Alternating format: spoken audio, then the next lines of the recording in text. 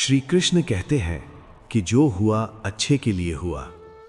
इसका मतलब है कि जीवन में जो कुछ भी होता है वो बिना किसी कारण के नहीं होता। हर घटना का कोई ना कोई उद्देश्य जरूर होता है जो तुरंत हमें समझ नहीं आता, पर समय बीतने के साथ धीरे धीरे हमें समझ आ जाता है कि जो भी हुआ उसमें कहीं ना कहीं हमारी ही भलाई छुपी होती है। जिंदगी हमें हमेशा वो नहीं देती जो हम चाहते हैं, लेकिन अक्सर वही देती है जिसकी हमें सबसे ज्यादा जरूरत होती है। लेकिन दोस्तों, जो हुआ अच्छे के लिए हुआ का मतलब ये बिल्कुल भी नहीं होता कि हमारा हर दुख, हर नुकसान खुशी मनाने का विषय बन जाता है। बल्कि कृष्ण कहते हैं, जो बीत गया वो बीत गया, अब उसे सोच सोच कर खुद को तकलीफ देना व्यर्थ है। जो बीत गया वो हमें अनुभव और सीख देने के लिए था, लेकिन उसी में उलझ कर रह जाना खुद को जीवन में आगे बढ़ने से रोक देने जैसा है। और कृष्ण के ये शब्द, जो हो रहा है अच्छा हो रहा है, इसका सीधा सा मतलब है कि जो अभी चल रहा है उसमें भी कहीं ना कहीं तुम्हारी भलाई छुपी हुई है, भले ही अभी वो तुम्हें दिखाई ना दे रही हो। कई बार हमारे अथक प्रयासों के बाद भी हमें सफलता नहीं मिलती, हमारी कोई इच्छा अधूरी रह जाती है या फिर कोई सपना टूट जाता है, तो हम सोचते हैं कि शायद किस्मत हमारे खिलाफ है। लेकिन हम ये क्यों नहीं सोचते कि वो स्थिति हमें कुछ सिखाने आई है, वो हमें मजबूत बना रही है।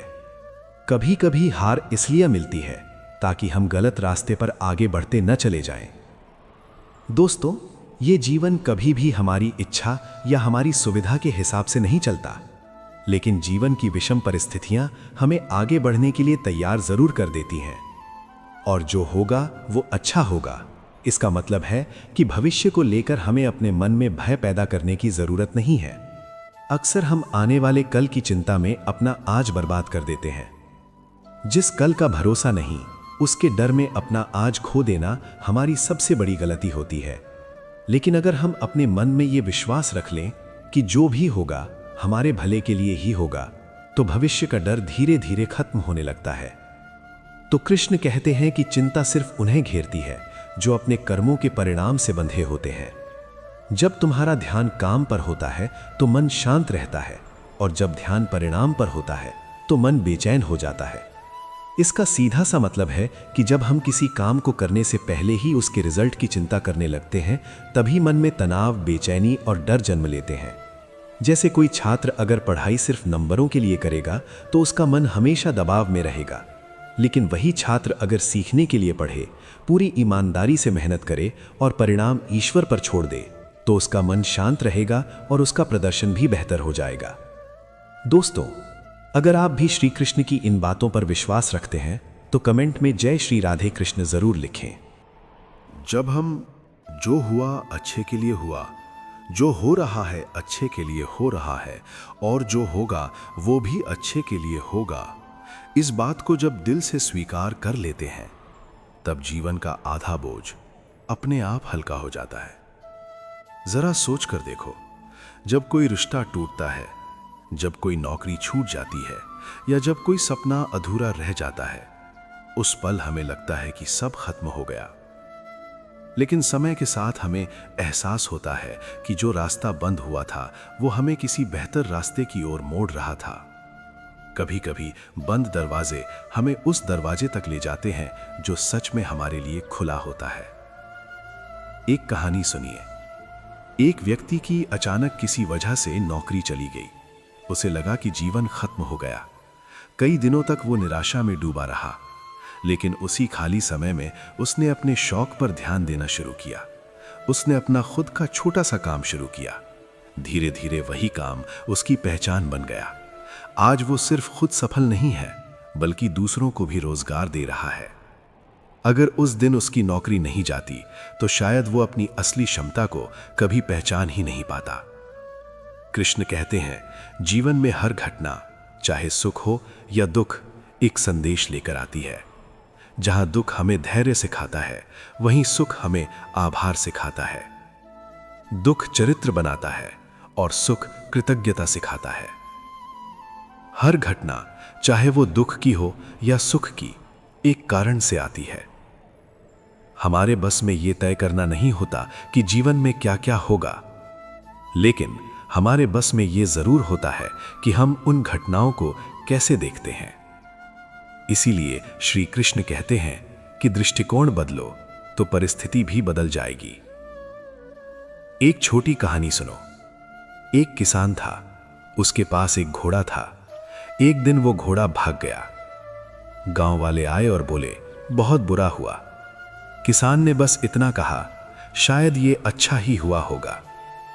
कुछ दिनों बाद वही घोड़ा लौट आया और साथ में एक जंगली घोड़ी भी ले आया। गांव वाले बोले, वाह, बहुत अच्छा हुआ। किसान मुस्कुराया, शायद ये अच्छा ही हुआ होगा। फिर किसान का बेटा उस घोड़ी पर सवार हुआ और गिरकर उसका पैर टूट गया। गांव वाले बोले, अरे, बहुत बुरा हुआ। किसान ने फिर कहा, शायद ये अच्छा ही हुआ होगा। कुछ हफ्तों बाद गांव में सेना भर्ती करने आई। हर जवान को युद्ध में ले गई सिवाय किसान के बेटे के, क्योंकि उसका पैर टूटा था। देखा, जो उस वक्त बुरा लग रहा था वही असल में भलाई लेकर आया। कभी कभी बंद दरवाजे हमें उस दरवाजे तक ले जाते हैं जो सच में हमारे लिए खुला होता है। राह में रुकावटें मंजिल छीनती नहीं, अक्सर वो हमें बेहतर मंजिल की तरफ मोड़ देती हैं। लेकिन इंसान की सबसे बड़ी समस्या क्या है? वो हर चीज को तुरंत समझना चाहता है, उसे तुरंत जवाब चाहिए। लेकिन दोस्तों, जीवन कोई गणित का सवाल नहीं है जिसका उत्तर तुरंत मिल जाए। जीवन एक कहानी है जिसका हर पन्ना समय के साथ ही खुलता है। कभी कभी भगवान हमें वो नहीं देते जो हम चाहते हैं, क्योंकि वो हमें वो देना चाहते हैं जिसकी हमें सच में जरूरत है। जरा अपने जीवन को पीछे मुड़कर देखो। कितनी ऐसी चीजें होंगी जिनके लिए तुमने कभी जिद की होगी और आज सोचते हो अच्छा हुआ वो नहीं मिला। उस समय जो कमी लग रही थी वही आज आशीर्वाद लगती है। इंसान अक्सर सोचता है कि सफलता ही खुशी देगी, लेकिन सच ये है कि संघर्ष ही इंसान को गहराई देता है। बिना संघर्ष के मिली चीजों की कद्र नहीं होती। इसलिए जीवन कभी कभी हमें रोकता है, गिराता है, ताकि हम खुद को पहचान सकें।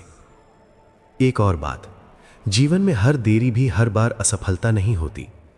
कई बार देर इसलिए होती है क्योंकि तुम अभी उस चीज के लिए तैयार नहीं हो। जैसे कच्चा फल अगर समय से पहले तोड़ लिया जाए तो उसका स्वाद नहीं होता, उसी तरह जीवन भी सही समय पर ही सही फल देता है।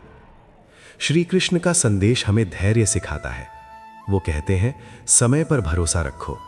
जो आज समझ नहीं आ रहा वही कल तुम्हारी सबसे बड़ी समझ बन जाएगा।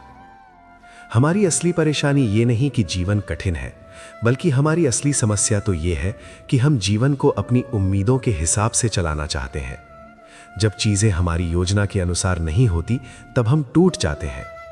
लेकिन जो व्यक्ति स्वीकार करना सीख जाता है वही भीतर से मजबूत बन जाता है। स्वीकार करना हार मानना नहीं होता, बल्कि वास्तविकता को समझकर आगे बढ़ना होता है। जैसे नदी जब रास्ते में चट्टान देखती है तो रुकती नहीं, वो अपना रास्ता बदल लेती है और अंत में समुद्र तक पहुंच ही जाती है। इसीलिए हमेशा याद रखो, मंजिल तक केवल वही पहुंचते हैं जो रास्ता बदलते हैं पर इरादा नहीं। कई बार हम दूसरों से अपनी तुलना करके दुखी हो जाते हैं। हमें लगता है कि सबकी जिंदगी आसान है और सिर्फ हमारी कठिन है।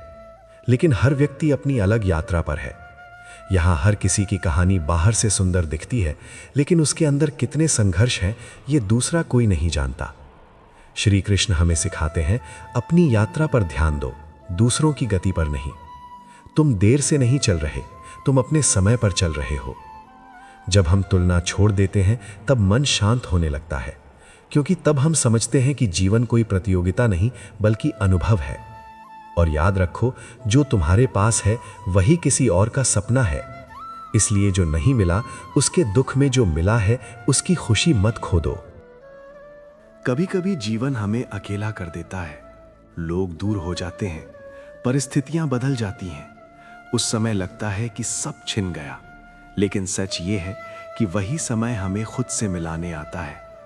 जब बाहर का शोर कम होता है तभी भीतर की आवाज सुनाई देती है।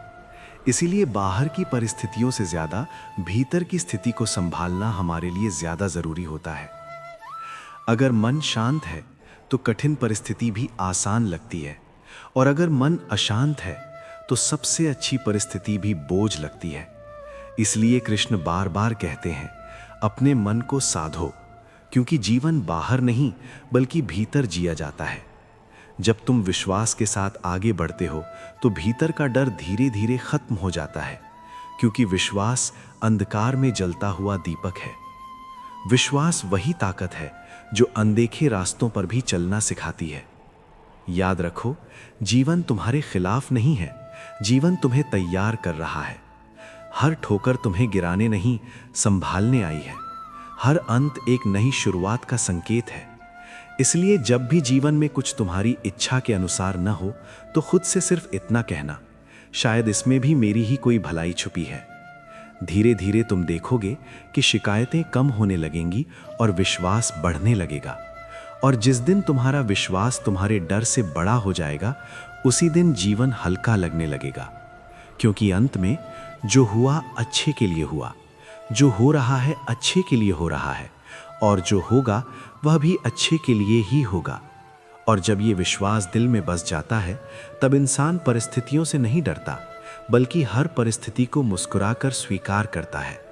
तब जीवन बोझ नहीं लगता, एक यात्रा लगने लगता है। यात्रा सीखों की, अनुभवों की और आत्मा के विकास की। और यही कृष्ण का सबसे गहरा संदेश है। जीवन को नियंत्रित करने की कोशिश मत करो, उसे समझो, स्वीकार करो और विश्वास के साथ जीने का प्रयास करो। बाकी सब अपने सही समय पर स्वयं ठीक हो जाएगा। तो दोस्तों, अगर आज की इस चर्चा ने आपके मन को थोड़ी भी शांति दी हो, तो इस वीडियो को अपने उन अपनों के साथ शेयर ज़रूर करें जो इस समय मुश्किल दौर से गुजर रहे हैं। ऐसी ही और प्रेरणादायक बातों के लिए चैनल को सब्सक्राइब करना ना भूलें। मिलते हैं अगले वीडियो में, तब तक अपना और अपनों का ख्याल रखें। जय श्री राधे कृष्णा।